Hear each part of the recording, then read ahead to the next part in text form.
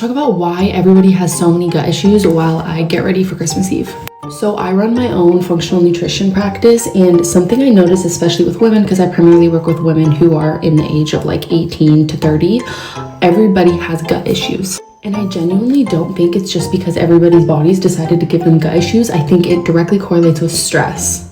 We're always on our phone, we're stressed out about work, money, time, everything.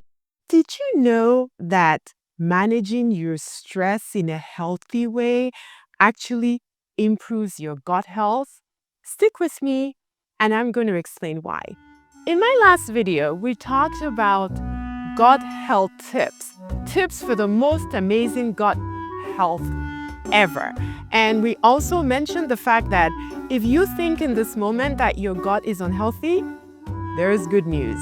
We're going to work on it and get you into the category of people who do have an amazing gut health, if that's what you want. And so I'm really excited about gut health tip number 2. That's stress management.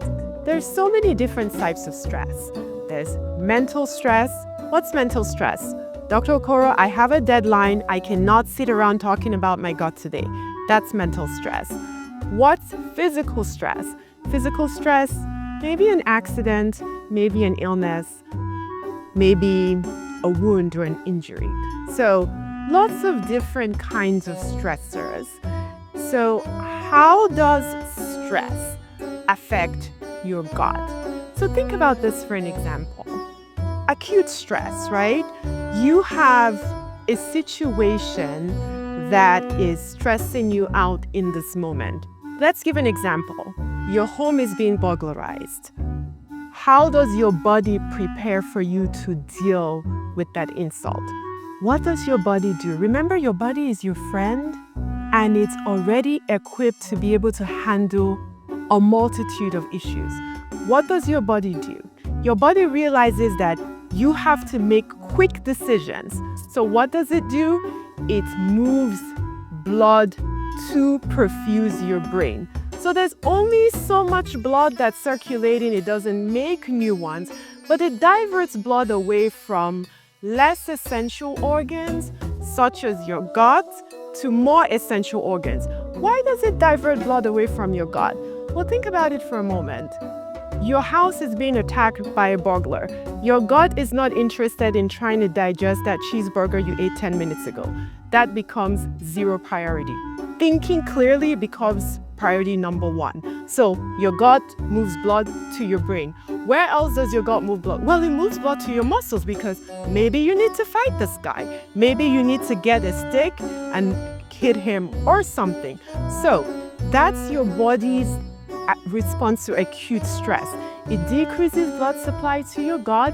It increases blood supply to your brain. It increases blood supply to your muscle. I want to give you another example. Remember that Black Panther episode where his sister said, well, if there's a threat coming, they're not going to wait for you to say, oh, hold on, let me put my helmet on. That's also what's happening with your body in times of acute stress. It's not going to say, oh, well, hold on, I just ate, let me digest this cheeseburger. No, it's not going to do that. It's going to say, we need to think and we need to fight, which is fight the guy, or we need to get out of the window. So that's your body's response to acute stress. So because we're dealing with how stress affects your gut, what happens to your gut in times of acute stress? Here are a couple of things that happen. Number 1, the motility of your gut is altered. What does motility mean? Well, the way your gut moves. Remember, your gut is full of smooth muscles.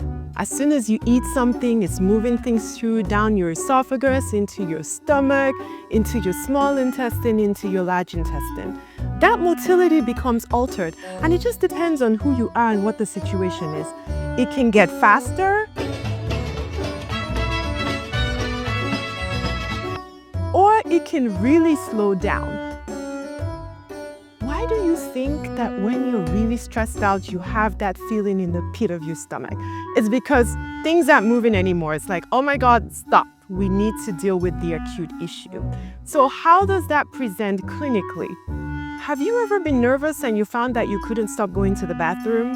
Or have you had a stressful period in your life and you thought, oh my God, I haven't pooped for 4 days? That's altered gut motility in times of stress. It moves things along or it slows things down, depending on what you are. So, how does stress affect your gut? Number one, altered gut motility. Number two, something we call visceral hypersensitivity. What does that mean? It means that things that your gut does every day normally and that you wouldn't feel at all, now you can feel them. For example, my patients will tell me, sometimes when I eat, I can feel the food moving through my GI tract. That's hypersensitivity. You're not supposed to feel those things. So when you're in an extremely stressful situation and blood is diverted away from your gut becomes more sensitive. Number three, how else does stress affect your gut? Well, it increases acid production in your stomach. That's why when you're stressed, you feel more heartburn. You feel, if I lie down, I feel like there is a heavy load on my chest. In a lot of cases, that is due to hydrochloric acid in your stomach and could be due to indigestion. It could also be due to cardiac disease, but that's the topic of a whole nother story. What's the fourth way stress affects your gut? The fourth way is it actually allows the growth of bad bacteria in your gut. And so, what does this mean? Your gut microbiome has a balance of good bacteria and bad bacteria. I talked about that in my previous video and I'm going to link it in the comments. But during periods of acute stress, it's almost like fertilizer for the bad bacteria. They're like, we're the champions now. And all of a sudden they're reproducing everywhere and there's a huge population of them. What happens? What happens during these periods is if you have inflammatory bowel diseases, if you have irritable bowel syndrome, you're most likely to have flares during this period. So remember that today we're talking about how to have a healthy gut. Remember that one of the tenets of that is stress management. And I just listed 4 different ways that stress can affect your gut. Number 1, it can alter gut motility. Number 2, it causes visceral hypersensitivity. Number 3, it encourages the growth of bad bacteria. And number 4, it increases stomach acid production and makes you feel more uncomfortable. So, how can we manage stress? Well, research supports multiple ways that we can manage stress, right? If you open any medical journals, if you open your newspaper, if you Google stress management, how do we do that? Well, for one thing, sleep is very important. It's important to sleep. What else is important? Well, it's important to eat a healthy, balanced diet. That was gut tip number 1. But what we're going to talk about today is exercise. How does exercise help manage stress and by default help you achieve a healthy microbiome? So here's what I've learned in the past couple years. Not all exercises are created equal, right? What do you want out of your exercise regimen? Let's say you have 30 minutes a couple of days a week to exercise. What do you want? Well, you want a toned body, right? You want to be able to optimize your weight. You want to be able to resist food cravings. You just want to be a better version of yourself. So the 3 tenets of a complete exercise regimen: you want something that increases flexibility, you want something that increases strength, and you want something that encourages your cardiovascular system to be healthy. You want aerobic exercise. So let me repeat that because this is really important.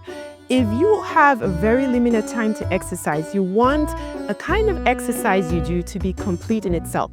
You want it to encourage flexibility, to encourage strength, and to provide an aerobic component. That's where yoga comes in.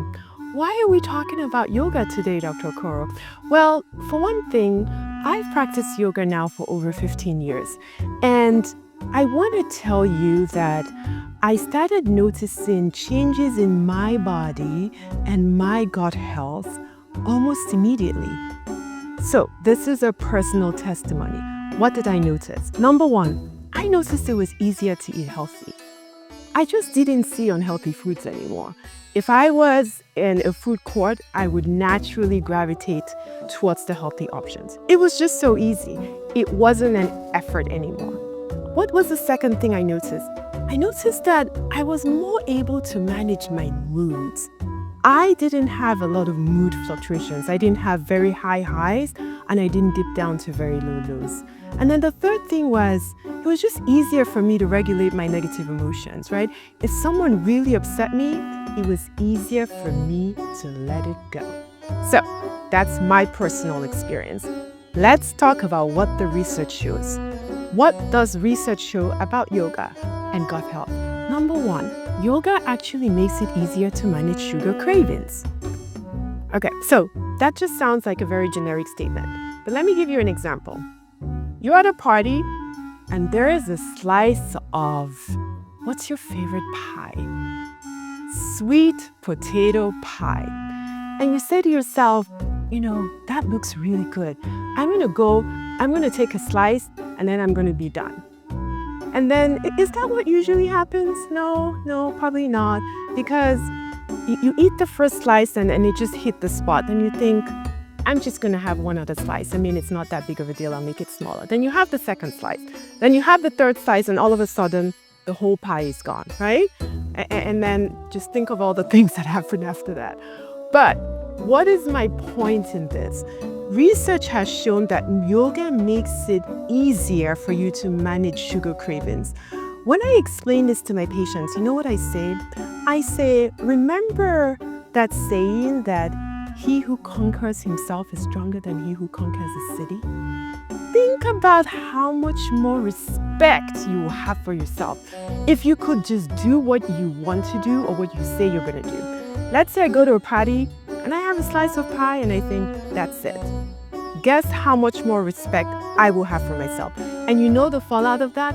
I'm not going to let anyone treat me badly because I'm an amazing person. So, yoga helps you manage sugar cravings. What's the second thing that research has shown that yoga can do? Research has actually shown that yoga helps with mindful eating. Mindful eating sounds like something from a yoga convention. No, what does mindful eating mean? Mindful eating actually means that you're more aware of how the food you eat affects your body. A couple of years ago, one of my dearest patients came to me and said, Dr. Okoro, I gained 50 pounds in 2 years and I don't know what happened. You know what happened? It's happened to all of us, right? You've been going a couple of weeks, you're not paying attention, there's a lot of just issues, things drawing your attention. And one day you get on the scale and you're 10 to 15 pounds over. Yoga is able to help you pay attention to how the food you're eating is affecting your body. Is it making you feel more bloated? Is it making you feel more gassy? Is it affecting your health in the long term? I'm going to tell you another funny story. So a couple of weeks ago, I was out of the country and I was in a hotel and every morning the breakfast buffet was free. I'm not really a big buffet person because I usually know what I want to eat and I just not a buffet person. But this breakfast buffet, honey, I mean, it was gorgeous. And so they had all my favorite foods. They had pancakes, they had scrambled eggs, they made them fresh, they had oatmeal, they had fruit, they had all the things. So, I'll take my little plate. I took the little plate because, you're supposed to use a little plate. So anyway, I took my little plate and I had a little pancake. And I thought, well, the pancake is really little. I had 3 pancakes. Then I had 3 scrambled eggs. Then I had some fruit because, you have to eat fruit because, the doctor said that. And then I had some vegetables. And then after that, I thought, but I want to eat some chicken. So I had some. Anyway, long story short, I ate all that and I got to my hotel room and blah, blah, blah. After some time, I weighed myself and I thought, oh my God, what happened now? So in the past, right, I would not have noticed that. I would have just kept going for a couple of days. But it reset my mind. It said to me, Ngozi, okay, so when you go to the buffet now, you have to be careful what you're doing. So that's an example of mindful eating. How is what I'm eating affecting my body? I'm not trying to gain 15 pounds in a month, right? So I want to cut my portions down. So again, 2 things very important for gut health: managing sugar cravings, helping with mindful eating. These have been my personal experience with yoga, and research supports that. So you know what, Dr. Okoro? I hate yoga. I went for a convention and I did it and it was so boring I fell asleep. I'm just not going to do that. Hey, listen, it's no problem. What other exercises can I do to increase mindfulness? You don't want to do yoga, you don't want to do Tai Chi. Rhythmic exercises. What do I mean by rhythmic exercises? Things like walking, jogging, cycling, swimming. Why are these important? They're important because they're repetitive and cause predictable breathing patterns, which can create a state of what we call muscular meditation. So, let's reiterate. You want to get exercise in sufficient amount to help with mindful eating. If you don't want to do yoga, you can do rhythmic exercises like jogging, like swimming, like cycling, like running. Now let's say you don't want to do all that. Listen, the exercise you do and enjoy is the one that works for you. So, you like to dance? Listen to me. Dance like no one's watching. So, in summary, gut health. Number 2, stress management. How can you manage stress? You can sleep well, you can exercise, you can eat a healthy diet. Not all exercises are created equally. You want exercises that increase mindfulness. Examples of that: yoga, running, cycling, swimming, walking. You don't want to do any of that? Sweetie, just exercise. And you should get benefits that will help you with your gut. I would like you to stick around for my next video where we talk about probiotics, probiotic supplements, and whether you should take them. Be well.